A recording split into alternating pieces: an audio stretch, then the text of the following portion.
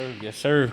Hey, what it do? What it do? It's your boy Young Phee G-Moe live, man. Back with another episode. Hey. Bounce Back Podcast Episode number 5. with the homie. Ain't no introduction, you know what I'm saying? Maryvale legend, former UFC fighter, the homie John Moraga.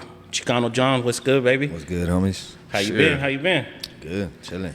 Hell yeah, man. It's always dope when we could do a podcast with people that we actually know and fuck with. You know, we touch all elements of, I guess, Arizona or in the worldwide boxing, sports, you know, music. So it's dope to talk to somebody that we actually, you know what I'm saying, have a relationship. It's funny because I was just telling them that like, you know, it's different when you're interviewing people that you don't know, you know, and going in, like the energy going into it compared to like somebody that you know, that's your homie, that, you know, it just makes the interview and shit so much more easier, sure, you know? for sure. Whereas, So if people that don't know you, man, tell them, you know, where you come from, a little bit about yourself, or you know what you got. Yeah, born and raised Phoenix, Arizona, West Phoenix. West Phoenix on the map. Went to school, wrestled at ASU, got into the fight game, did some MMA, did some boxing. Hell yeah. So, like, let me just to jump back a little bit as far as, like, how was your upbringing, bro? Like, as far as when you were coming up and growing up, were you always into, like, you know, the fighting and the wrestling? And, like, when did that start and you get initiated into that? Nah, that didn't really happen till, I started wrestling in high school. So, Okay.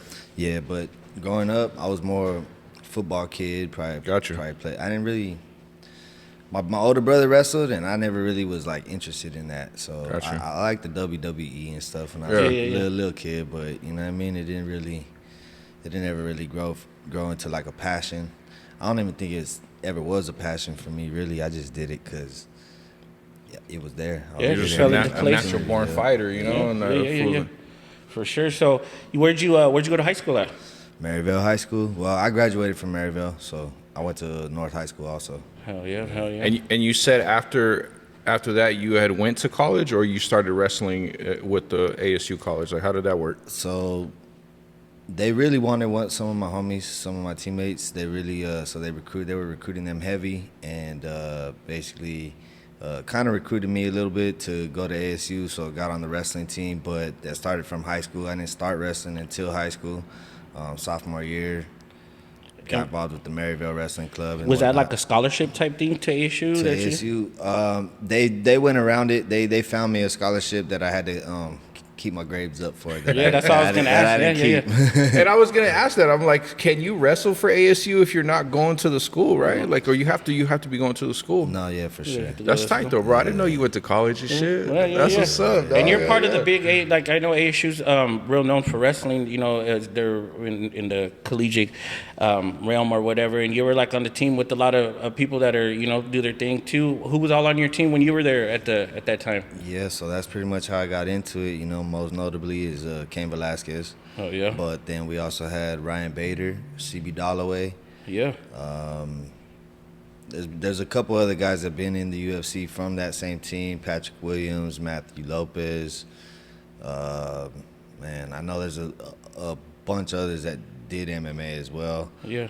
So I remember we used to warm up and fight and the Yeah, rest of yeah, them yeah. and stuff. Yeah, So, yeah. Yeah, and I just because I follow MMA or follow wrestling and everything. Drop that blunt, my bad. I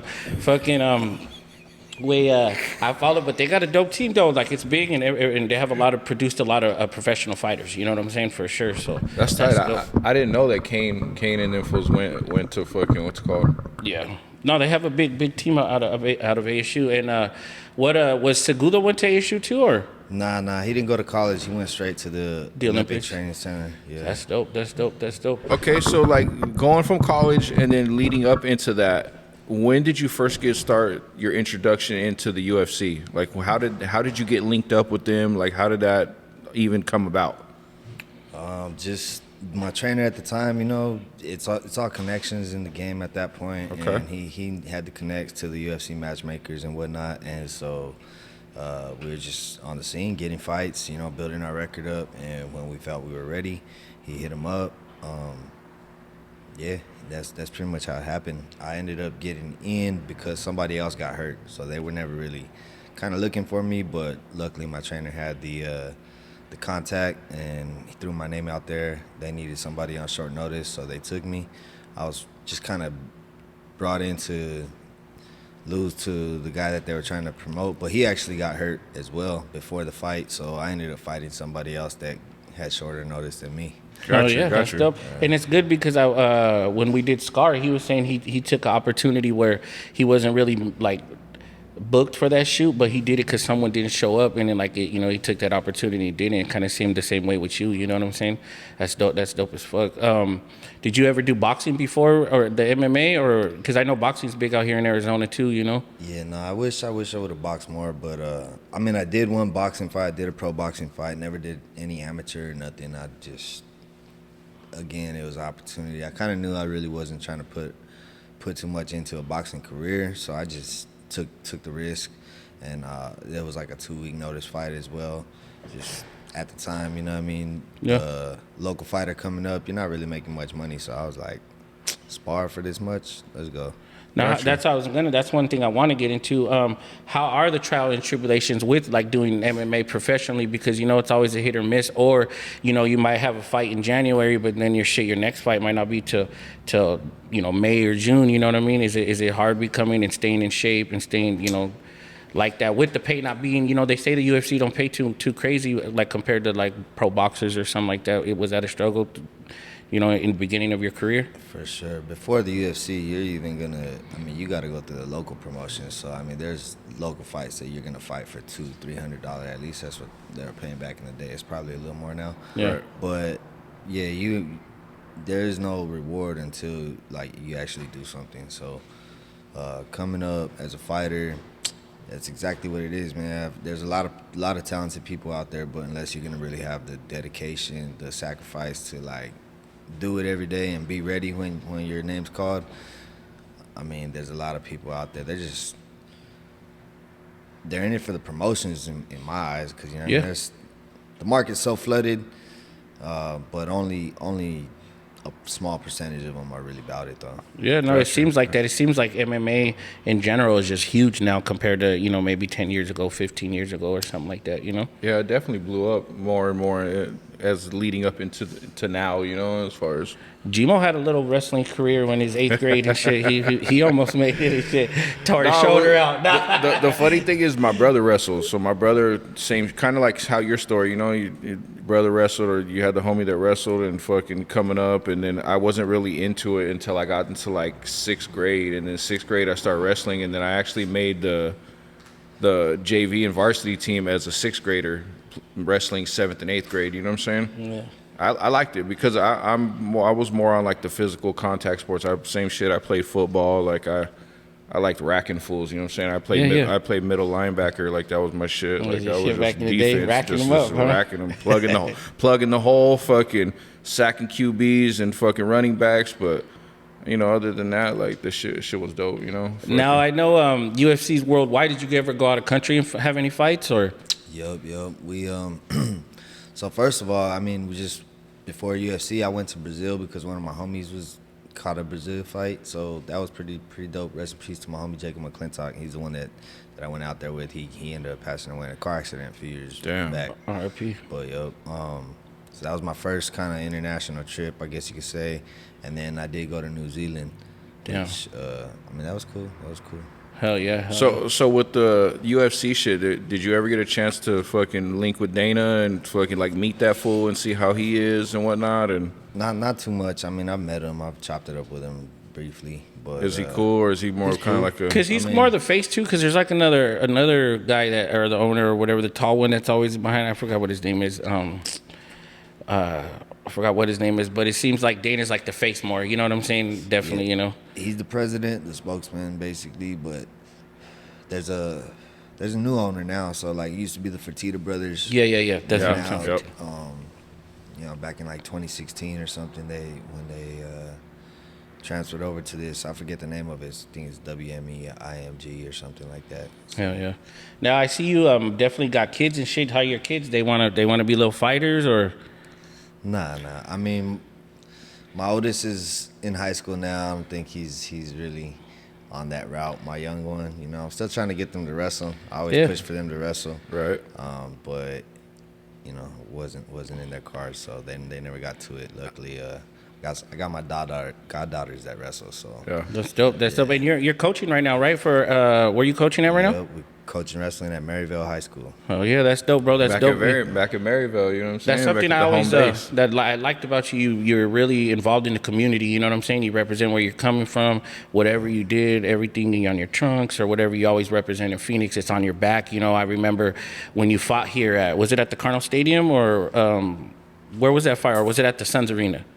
I fought both. I fought at Gila River. I fought at the arena downtown. I just remember watching it at the house with my brother and my cousins and everybody, and then seeing the Phoenix Bird and Bone Thugs when you walk out. It just, that shit was dope, bro. That I shit can't was even tight. front, man. Like, Yeah, I that think shit we would was always tight. get together, all the homies, and just be like, you know, your homies, I'm ready to fight. You know what I'm saying? That's dope. What is there like one of your best? Could you say there was a one of your favorite fights that you have out of your career that you had? You know, in MMA that was your Highlight. your highlight fight. You know, or I mean, I don't know. There's a couple different, favorite moments that I had, but I probably say if I had my top pick, it was probably winning here in Phoenix, the first UFC fight. I mean, I was dead tired. I kind of battled back through some things, and when I got the tap, man, the crowd went nuts, and it was a relivable moment for sure. yeah. And I was going to ask that as far as like, leading up to your fights, bro, all the training and all that shit. Like, for instance, like for us, like when we throw shows, bro, there's so much shit that goes into it behind the scenes that like by the time the day of the show, I'm ready for it to be over and ready for it to be like, because you've done so much shit from the 3 months that you've been promoting and doing all this shit leading up to it. You just want to, you're like, fuck, dog. Like, I'm ready for this shit to be your, you know what I'm saying? It's not necessarily like that, but as far as like your energy is, you get what I'm saying? Like, Yeah. No, more like the build-up. How's the build-up in there? Because it's, I think obviously it's different. Like if you're small, fighting in a smaller venue, but once you get to those big ones, you know what I'm saying? The crowd's crazy. Is that kind of the build-up kind of hard, waiting? And I think it's gonna be different for everybody. For me, I'm zoned in. I have a job to do, so I'm not really like there for like the entertainment part of it. I'm not really there for my own personal joy and whatever. I just know I got a job to do. I know what I've been training to do.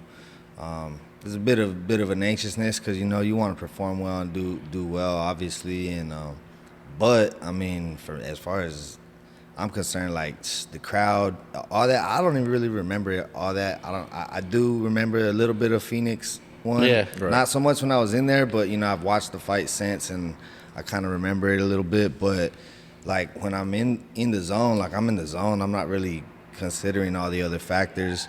I'm not really worried about who's in the stands, who's watching me, what music's playing. I'm kind of super locked in. You're ready for war. Yeah, exactly. I'm ready to do all my preparation, everything that I've been preparing. It's like I've been trained. I know what I'm supposed to go in there and do. My mind's calculating over and over. Yeah. This or that, the reactions that I'm gonna have, and so there's not much time for like worry or thought about much else. I just kind of like I'm just focused on like the job at hand. Yeah. And so that's how it is for me. Do you have a routine that leads up to that as far as like right before the day, 24 hours leading up to this fight? Is it a certain routine or is it just kind of you just play it as you go?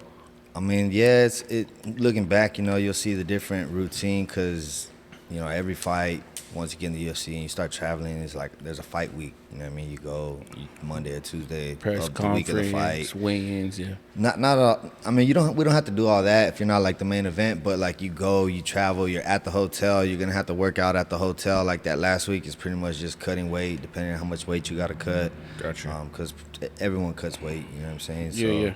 Have you had any crazy weight cuts? Because I mean, we did it. We fucking shout out to Wachito. Walter. We seen him cut weight because he was like, AVP, fighter, and he did stuff with his brother and stuff. But I always seen him cut weight. Is it super hard to cut weight? Because now they got everything, a camera on you 24/7. But there are people drinking water and can't even swallow it. Got to spit it out. They got those suits on. It seems like it's wild. Was there any crazy weight breaks for you or? I mean, you got to be smart about how you do it. You got to kind of just, I don't know. Luckily, with my wrestling team, when I came up, we would just get it done. So we didn't really do all that. extra stuff that a lot of people do with the weight cut. I just like to throw on the sweats, work out, maybe some plastic sweats back in the day. Yeah. But it's hard workout and just shut up, don't complain, just get it done. Make it happen. But yeah, I mean, it's not easy. It's not easy for sure. I really didn't want to cut as much weight as I did during my career, but I knew, it was possible, and I knew how to do it, and I could have the best chance in the quicker time frame or whatnot. But there was, for my title fight, so, I fought at 126. 125 is the title fight weight, though. So that 1 pound, because I was actually, I was wringing myself out to make weight. Yeah. So for the title fight, that extra pound was hard to get. They literally had to throw me back in the sauna. You couldn't even walk and shit, I don't know if I couldn't, but I didn't want to. Yeah. I wasn't getting up. And it's more of a mental break than a physical. No, I mean, or maybe just both, or. I mean, you got to be mentally tough at those portions of the lead up, but I don't know. I don't know how it could really affect your performance if you do it properly in the last few days. You kind of got to kill yourself. But if you're killing yourself 2-3 weeks out and yeah, for sure, up, then yeah, I think that's what's going to affect you. That's what I mean, as far as you're doing all this shit right before the fight, when you would think that you would be resting and getting ready. You're fucking. But your strength, and there's a lot of shit I think that goes behind it. I gotta ask, what's your number one go-to meal right after you make weight? After that, you can drink. What's your some people say pasta, and because adds the weight. What was your go-to meal when you made weight? Pasta. I like it was pasta because people always usually say. I just remember what Walter did you fuck up some pasta. Well, it's good energy too, bro. I remember playing football and all that shit, the game days and all that shit. We'd fucking, because you could fill up on that shit. It's good carbs and whatnot, and it's not you don't feel all sluggish, where you're all. And you can't necessarily go pig out. You could just eat a good slow portion that I'm assuming your nutritionist got lined up. Or I mean, you could do whatever you want. Just like I said, everybody's different. There was times where I did pig out, and then I was cool the next day because you don't fight till 24 hours later. Yeah. But there was times where I was like, nah, I'm not gonna eat that much. And do you eat fight day too, or how does that work? I mean, yes, small, minimal.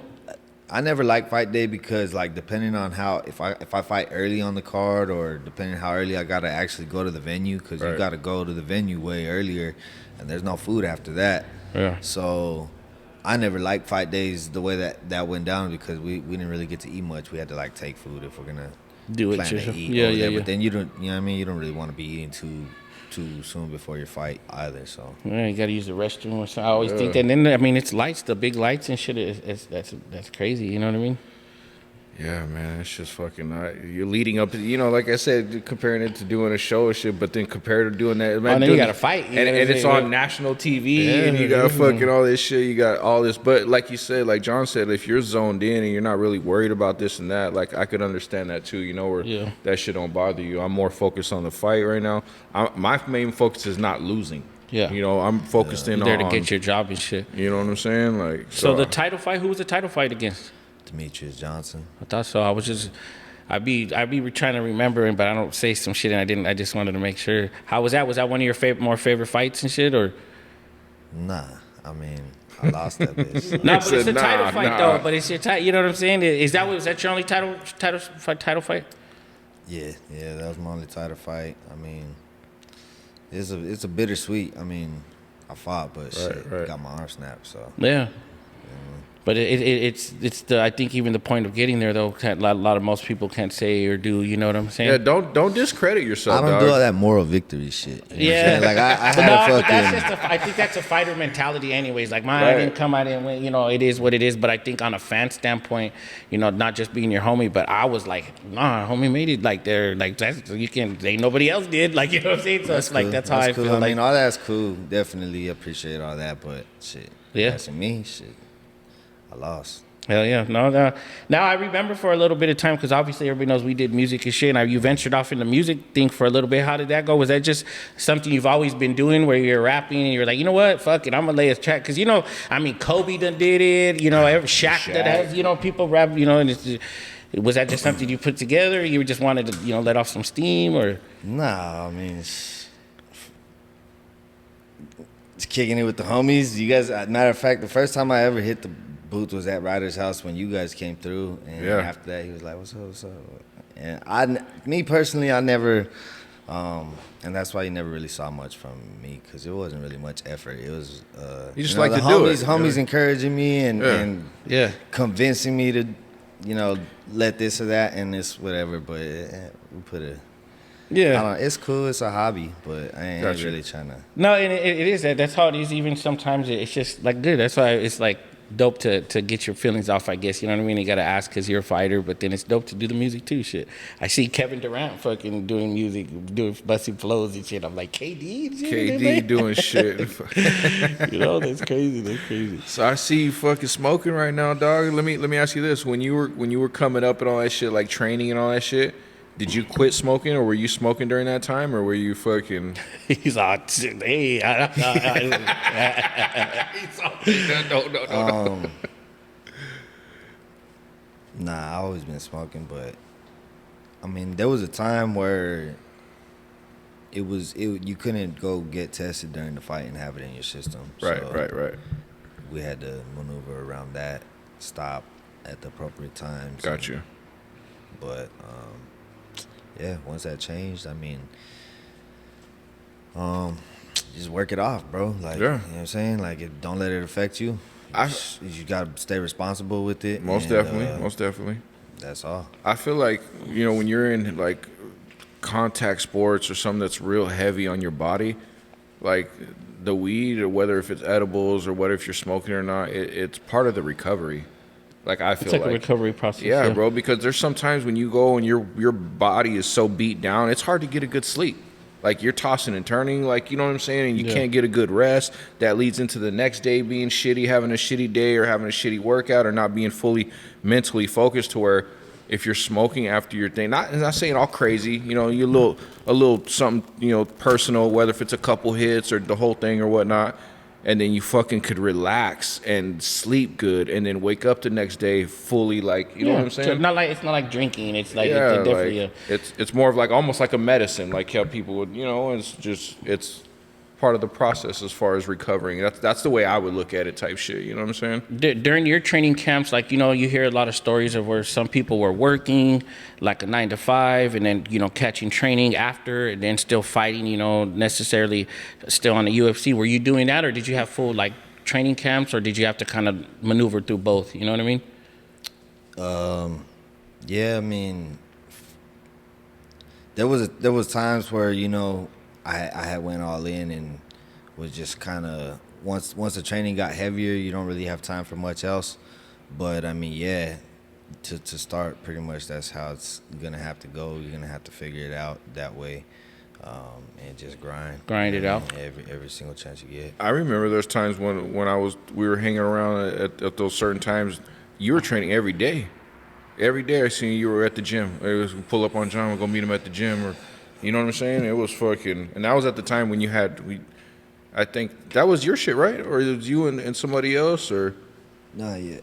That was the one that was right there off of 51st, right? Yep. 51st. And and see, that was like towards my end times, but like when I was actually, training, with the teams and whatnot, same thing. You got to be in the gym every day. You got to. That's the minimum. That's the bare minimum. Yeah, yep. Now I see you, like you were saying, you were some of your best homies that you were growing up with or doing the wrestling with, you was Kane. How you feel about Kane's situation, man? Free Kane. I think everybody's on Kane's side right now. I think in the whole world where, we feeling like he shouldn't do no time or do none. And I think everybody as a man or as a dad would do the same thing. And he had the balls. How's that? How you feel? Because I know that's your homie. It's kind of like me and G-Moe, man. That shit would. How you feel about that situation and shit? Yeah, no, man. Prayers for Kane. But I ain't gonna really talk too much about it. But yeah, That's good, man. That's a good thing. It's just I just know you guys were tight, so we had to put it out there. And he definitely put on, man, Free Kane, definitely with that shit. You know what I mean? So, you have any more like future plans? You think you want to get involved in anything, or what do you got going on right now? Is it just the coaching thing with the high school kids and stuff? Or are you doing any? You have any fighters that you're training out here, or anything like that? Yeah, we'll see what happens, man. There was, with fighting, it's like I said, somebody has to really be dedicated. It's not gonna happen overnight, and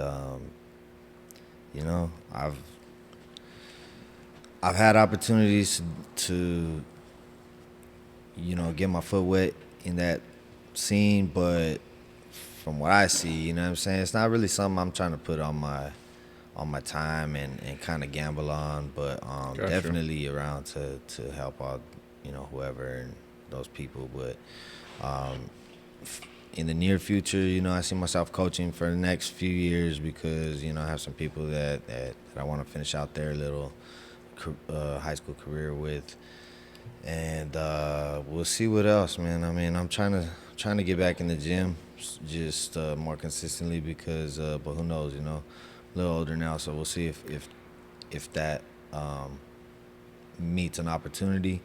But I mean, I definitely like to get in there and do something again, maybe some boxing or something. That'd be dope, bro. Like to get back in there and you never know. You know what I'm saying? That'd be something dope. That is definitely the city will be behind you for sure, and Arizona will be definitely behind you on that type of shit. You know what I mean? Let me ask you this: when you were coming up, like the hungriness as far as you and your team, your age bracket, the people that you were coming up with, compared to the kids now that are coming up, do you feel like the hunger is the same?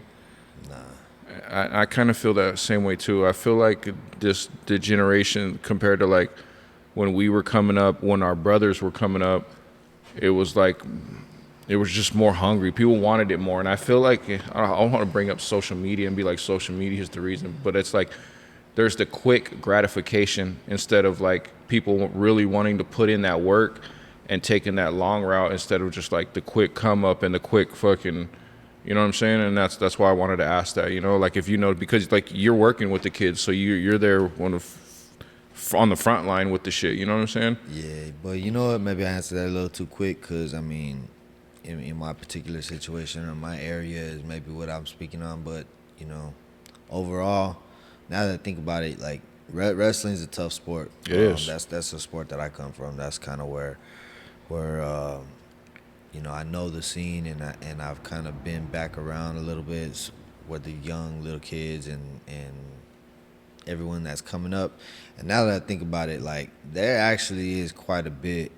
It is popping right now. Like right. Probably even more so than when I was in high school and whatnot and coming up. So I mean, who knows, man? Maybe just in my areas, but and I can't say, and I'm not knocking all the kids. You know what I'm saying? I'm not knocking all, and I'm not speaking for all of them. And I should have clarified on that a little bit more. But I just meaning like just in general, as far as like, you know what I'm saying? It's just. I mean, that's how I felt, But I guess like I said, it boils down to our personal experiences of real shit. You know what I'm saying? Because like I said, thinking of that, and I'm like, okay. Because that did open my eyes the other day. I'm like, there's a lot of kids out here that because wrestling takes dedication, bro. They're over there at that tournament every weekend, and they're in practice every day. Bro, I remember. And like, you're not gonna wrestle and not be kind of hurt. Like, right. If you're either hurt or injured. If you're injured, you sit out. If you're hurt, you kind of wrestle through it, and you just learn to. I remember when we were wrestling, it was Monday, Wednesday, Friday. I think we had practice, and then on the weekends we had tournaments, and we had there was really no time for me to be a kid. You know what I'm saying? In that time of the era when I was doing that, Mm-hmm. And I remember that I felt like I could have been better as far as because at that time I wanted to go and hang out with my friends. I wanted to go be doing shit that I shouldn't have been doing, and you know what I'm saying? So there could was have been a little more dedicated. Exactly, and I feel like I could have been even a better, fucking athlete than, you know what I'm saying? And I feel like sometimes that's where you find the line and where you find the love for the shit that what you're doing is like if you know that you're gonna put in this work and miss out on all that shit, but at the end of the day, when you get older, it's like you're really not missing out on anything super special. You just want to go out and be out fucking around, and you know what I'm saying? Yeah, for sure. Yeah, man, that shit's fucking nuts though. But nah, it's so right now in the life of John, man. What you got going on besides the wrestling shit and with the kids and That's what it's been, bro.